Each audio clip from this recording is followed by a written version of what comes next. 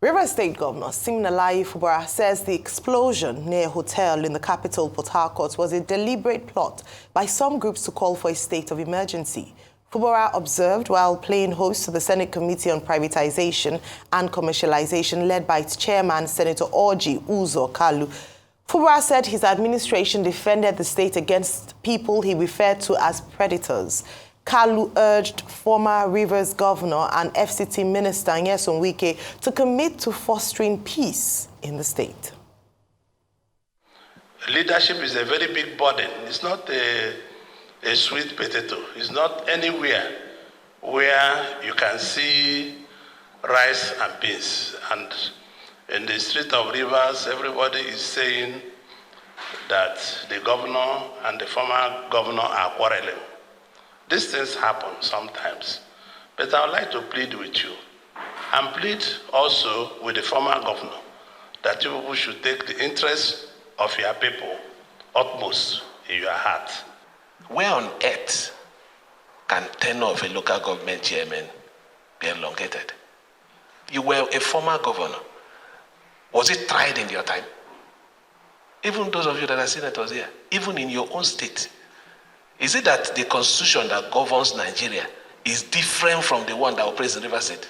In fact, there was a plan to dynamite the presidential hotel because you people were there.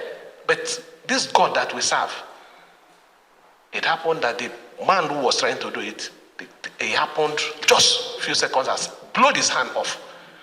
It happened in front of. The idea was when you are hearing state of emergency, is so that by the time they finish, but when people are sitting tomorrow, they will say somebody from this state who called you people to tell you not to come will now raise issue of state of emergency. Meanwhile, residents in River State are calling on the police to thoroughly investigate the young man who on Tuesday detonated an explosive device on himself near the Presidential Hotel on the Port Harcourt-Aba Expressway during a protest. The supposed protester, whose identity is yet to be revealed, is said to be responding to treatment in a public hospital. Arise correspondent Andy Omano has details. It's been torrents of public protests in Port Harcourt, the River State capital, since this week Monday. However, died by one of the groups on Tuesday, whose identity is yet to be ascertained, went awry as one of the protesters detonated an explosive device he was wearing. Whichever group it was, it's all condemnation from these residents of Port Harcourt. It seems to me there's an unseen hand playing out. And any wise person should look at it from that perspective. The sitting governor today, by all means, have a posture of goodwill, peace, and decorum. You can see that those who are anti the governor, each time they come out to do something, it hurts them. If that guy was duly employed, I don't think he would have the mind to even carry dynamite and even full, because by that time he would have been in work somewhere, somewhere, maybe a private company or government establishment, but yet they were able to harvest him, yet they were able to bring him closer to him. We don't know how much, they paid him to do that, but it is very unfortunate. There is no nexus, there is no connection between protesting and detonating a bomb. I mean, it doesn't add up. You can't be protesting, and all through the protest, I monitored the protest, all through the protest, there was no form of violence. And then somewhere along the line, so there's no connection, there's no nexus. The River State Commissioner for Health, Dr. Adeze Ore, addressed the media on the unfortunate development. When a young man was brought to the River State University Teaching Hospital with alleged injuries sustained during what was said to be a road traffic accident, the medical personnel that were on hand to examine him and offer medical care were on alert and immediately recognized that the injuries that were seen on this individual were not in tandem with a road traffic accident and rather resembled injuries that would have come from blast. Meanwhile, the police command in River State has been tasked to investigate and make public the true identity of the bomber and the protesting group that employed his services. This game is funny. Some other group could want to paint the others black and make it seem as if this whole thing had violence or they imagined violence. And then they do all that to create fear and suspicion. Nigerian police, particularly this one in Rivers State that is led by the now Commissioner of Police, Desu, is very professional.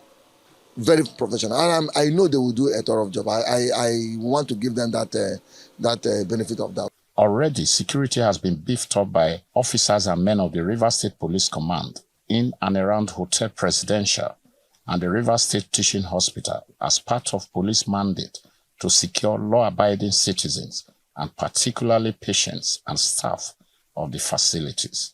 In Port Harcourt, is Andy Omano, Arise News. Well, thank you, Andy, for that report. Rufai, just when you think you've heard it all, in River State, new things emerge, new shenanigans, new episodes. But your take on this story, please. I don't know, I'm taken aback as regards this new episode. So the question I first want to ask in my mind, how have we got into a case of detonation of bombs?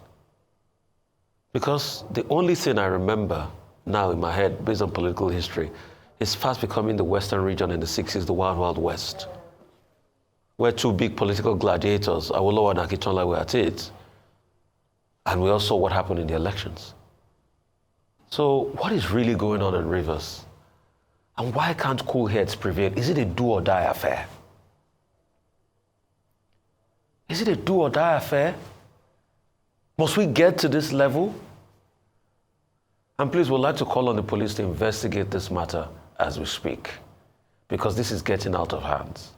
I just hope we don't get to the era of now attempted political assassinations because of power that is transient.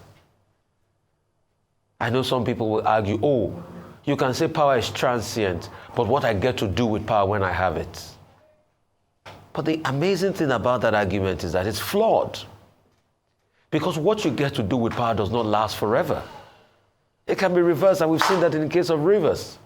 And what are the substantive matter? We have seen the courts reserve judgments on the substantive matters regards this. At first, the position of the lawmakers that affect it. That's number one. Number two, the local government. The local government are taking bona fide from the lawmaker that affected that they said they could extend their tenure. The governor is saying he's against that. He's sworn in the caretaker committee. The caretaker committee has said they're going to work remotely, but they can't even get into the local government headquarters because the place has been occupied by police. And there have been protests and counter-protests. Some senators came in to step in. There was a bombing around the presidential hotel in the protests. Then it's a case of up and down. The local government workers, one of their rep were here yesterday, was saying, okay, yes, their salaries are still being paid as we speak, but they want to go back to work. So why all of this limbo? Because of power brokers fighting at the expense of the growth and development of the states. I mean, because you can't really grow and develop in a situation of rancor. So the perpetrators of this, what are they gaining from this? Oh, that are more powerful than you, right? At the expense of the people you swore to defend? I don't know, but I think you guys should have a rethink. Please, let Fubara do his work. He's governor already. All right. I think it's fairly straightforward. There's no airs to split on this subject. The fact that the members of the Senate Committee on Privatization and Commercialization were in Rivers State, Port Harcourt, the capital, on an oversight assignment led by the chairman of that Senate Committee on Privatization, Senator Orji Uzokalu, who himself had been, our governor before.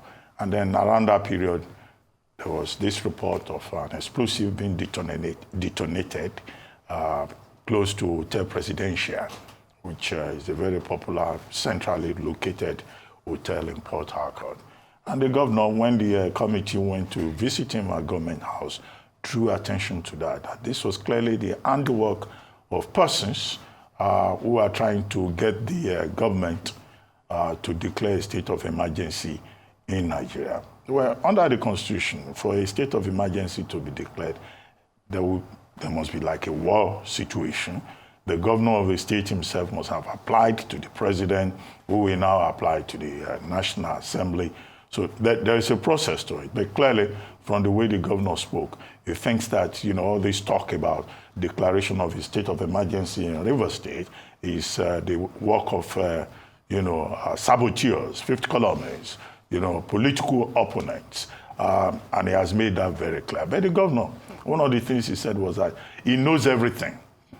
And I was worried about that. I mean, an incident, of course, within 24 hours, the governor already says, he knows everything, that this must be some Wike, using the local government chairman who did not want to vacate the office after the completion of their tenure, that must be behind it. Well, I don't think, we should just jump to conclusions like that, even if, the circumstances may be, maybe prejudicial in every sense in Rivers State. I think what is important is what the policemen are now trying to do, to investigate what happened. The gentleman who lost his hand while trying to detonate the explosive device, well, some people may say that's poetic justice for him, but no. Going about playing with explosives to cause damage, to disrupt public peace, it's a criminal offense. And it's so clearly stated in the Terrorism Prevention and Prohibition Act of 2022, as amended. Yes, the 2011 law was amended in 2013 and then further amended. So it says it's an offense. And under that law, this particular person, does he have collaborators? Who are his sponsors? What is their identity? All of that is something that can be determined through due process, not just for the governor saying, I know who is behind this. And then Senator Oji Uzokalu also, following the same narrative and appealing to former governor, now Minister Nyesom Wike, to allow peace to reign. I think it's all the parties involved that should, realize that the situation in Rivers State is not conducive for even peaceful living. It's not conducive for good neighborliness, for a good sense of community, for, in fact, the implications even for national security is something that should also worry the Nigerian government, at the center. And I think that the earlier they were able to establish the peace in Rivers State, the better, so that there could be a proper enabling environment, both for individuals and also for businesses, to thrive in that same, town, which used to be called the Garden City. Port Harcourt used to be really the darling of many people. Many people went there. Now, if you hear that they are, carrying explosives around like children at Christmas playing with Christmas crackers, who wants to go to such a troubled place to do business? So the governor has his work cut out for him. The security agencies have their work cut out for them. And the politicians of Rivers State should stop giving politics a bad name. People have always said politics is a dirty game. Those politicians in Rivers State across the aisle, they are confirming that politics is dirty, and that's why, some people are so scared of politics, including very competent, otherwise, honorable people who would like to make a contribution to national development. They say, the wahala in politics is too much, so they run away. So, again, to my pet point about leadership recruitment process in Nigeria, when are we going to take that as a national emergency to recruit into the leadership process people who have both a sense of values, the skills, and the common sense to know that it's about service, not about trying to destroy public buildings and lives?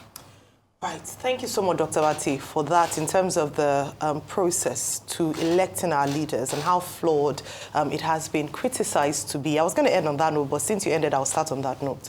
I was going to say that recall during the election process and campaigning season in Rivers State, this same, the present governor benefited from the high-handedness, as was alleged, or when we interviewed candidates from other parties, whereby even event centers were said to have been barred from hosting rallies from opposing parties. And at that time, they didn't come out to say that, oh, this is unfair, why are you doing this? The process was said to have been flawed and marred by the high-handedness of the former governor, but nothing was said at that time. And so if the process that got the present governor into office was, flawed with such irregularities in terms of oppression, intimidation of opposition parties, now that they are no longer friends, it has now come to the light to see how bad people would go, to what extent people would go in order to assert their authority or assert their dominance or influence in a particular state.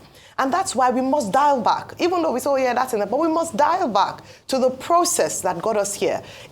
Just do a little check and you see the complaints by opposition parties. I recall very, very, very clearly when we had Mr. Tonye Cole here, where he was speaking about the fact that they couldn't even get a space to hold their rallies, to hold their conventions. Why? Because most of the event centers were scared that they were going to be blacklisted, their structures would be attacked or sealed off if they agreed to take on any opposition party. This is what happened, and this is what led to the election of our present governor. And so now that, allegedly, according to him, he and the former governor, his former mentor, are no longer in good stead or have a good relationship, things have now scattered. And now, they are even threatening and willing to destroy structures, to waste money. We saw that earlier. We also saw it play out earlier. What happened to the State House of Assembly as well? The destruction of that property earlier on. So if we're speaking, we must speak with across all board, and we must speak very clearly. He who comes to equity must come with clean hands. It isn't only when it is now going wrong for you that you begin to speak. Why didn't he speak up when these things were happening in the past? And now that it has now fallen on him, he's now coming out to say that, oh, these things are happening. This is very sad. And particularly at a time where Rivers State is trying to demonstrate the fact that, oh, everything is at peace, things are going on well, things are just being magnified in media and all that. But now look at the situation we find ourselves, whereby there's an attempted terrorist attack in the state as a result of what is simply boiling down to two political gladiators who are at war with each other. And guess who suffers? The people. Imagine the amount of money in business, in lives, in terms of people who make their livelihood from going to that hotel. If that action had been successful, just imagine the chaos that would have ensued. This is the price that we pay when we do not have a process or a system that works, that is fair, that is equitable. Finally, I'll say this. With regards to the security operatives, I'm hoping that following this investigation, I totally agree that this matter ought to be fully investigated and not left in limbo or just left, and a case that is never solved. The man is said to be in hospital. They should question him. Who were the people sponsoring? And then beyond that, I hope that the security agencies, the police in particular, without fear or favor, would prosecute whoever it is, will have the boldness to bring to book all those who would be identified as being behind it, because that's another matter as well. Let some people not be bigger than the law. Let there be no sacred cows whereby people are protected. And the world is watching. Nigerians are watching. It's not just about Rivers State now. It affects every Nigerian at this point, because the outcome of what happens in Rivers State will be a clear case, or at least an example of what could happen in other states when political gladiators fight.